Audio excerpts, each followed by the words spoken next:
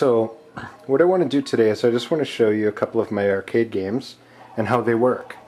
I have a Super Pac-Man game and I have a 1943 game. The Super Pac-Man game is actually in the process of being restored. As you can see, I've got the majority of it done. I just need to work on the side paint to finish that up. The 1943 is actually the one that's most interesting. If you take a look at it, it actually is a 1943, but you have the ability, by using the joystick, to enumerate through a whole bunch of different games. When you find the game that you want to play, all you have to do is hit the player 1 button, and it actually fires off a MAME ROM that looks just like the original game. Now once you're in the MAME, you are in it for good. The only way to get out is I created a little box down on the floor where I have the ability to hit menu, and then if I hit menu, it takes me back to the main menu of the game. So that way I can choose a different game.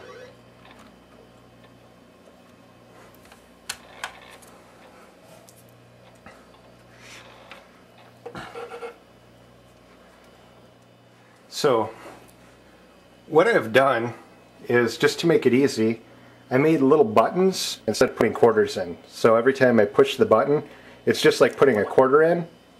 I could have kept the quarter thing in place.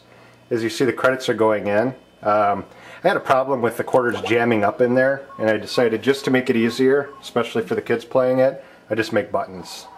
So now I can press the player 1 button, and notice the game fires up just as planned. Originally I started with Pac-Man, and then I went to 1943. And as I was working on 1943, I was looking at other games and I realized that I love Donkey Kong, and I wanted to get Donkey Kong as well. And then I started looking at Centipede and Pole Position and a lot of the other games, and I realized that there's no way that I could afford all of the games that I wanted. So instead of buying each individual game and having my own full-blown arcade, I decided that I would look into the MAME project and see if I could make one of these arcade machines function just like if it was a Donkey Kong, Super Pac-Man, Mario Brothers, whatever. So I'm going to show you how that all works. Okay, so this is how the whole thing works. I actually have a motherboard that I just pulled out of an old box, and I just bolted it right to the side of the inside of the arcade game. So there's the video monitor, and I just took a computer, pulled the motherboard off, and if you look down here, I actually have a hard drive just screwed right to the side, and the motherboard has power going to the back, and I just hooked the power up to the internal power. So that powers the motherboard. I have the hard drive. One of the original problems that I ran into was I started with DOS 6.2, and I ran into problems because I had a 2 gig limitation for file size.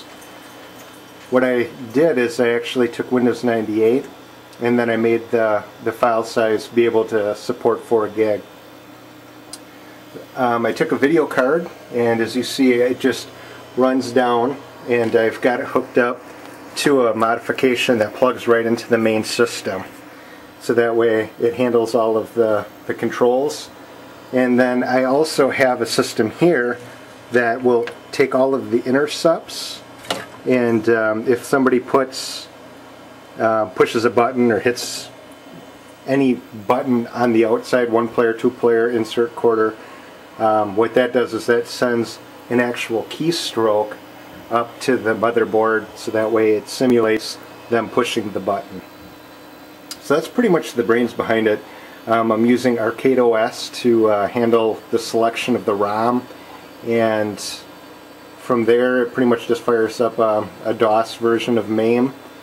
And the video card was kind of a pain to get the video driver working, but after the video got in just hooking it into the system and getting it going, and the payoff, it worked. So